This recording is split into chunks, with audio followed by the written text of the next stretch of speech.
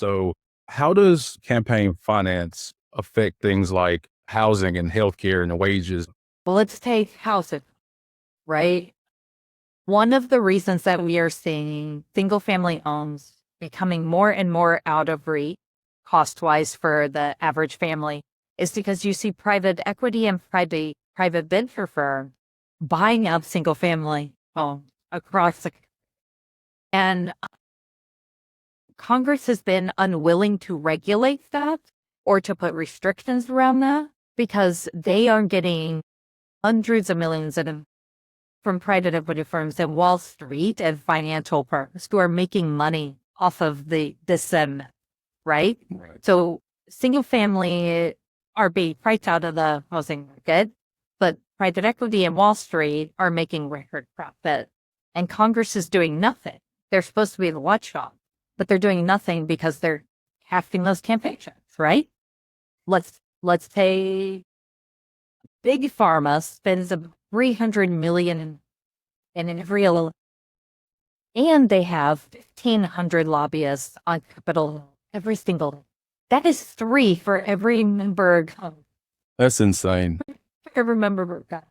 And those numbers are all huge, but they were a drop in the bucket when you think about the fact that they got a $42 billion tax break in the tax reconciliation.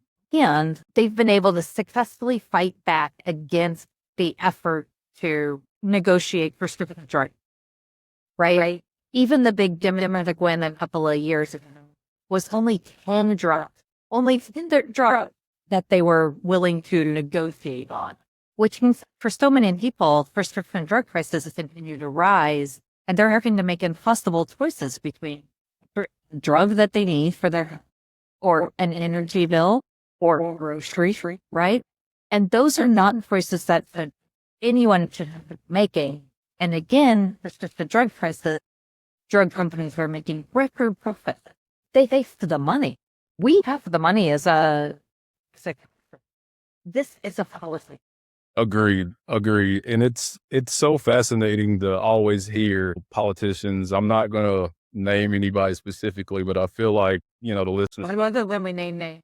Okay, well, Donald Trump, he always says, we're the most wealthiest nation in the world, and we have this and we have that, and America's so hot. And his campaign promise, like his agenda that he ran on, was to make America great and America first, putting American people's priorities first on the list. And he's done literally the opposite of everything that he promised on his campaign promise. And yet you still see his base is really still intact. And I really think outside of always talking about culture war stuff, I feel like that's such a distraction. So I feel like talking about policy implementation, how can we change the average American's life? Whether that's truck drivers, farmers, blue collar workers, white collar workers, whatever.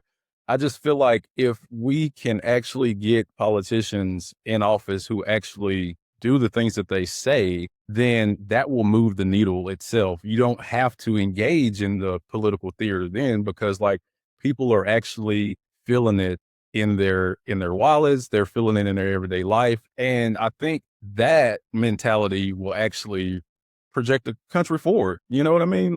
I just think that like it's just kind of weird that every time we get close to a election cycle, all of a sudden you hear politicians come out the woodworks and start talking about kitchen table issues. And it's just like, what about the other 364 days? Not just the one day that everybody votes in November. All of a sudden people come to a reality of like, okay, well, this is what the American people want. But like, you haven't done anything within that time frame to address any of those problems. So the American people just think that you're using them as props. You know what I mean?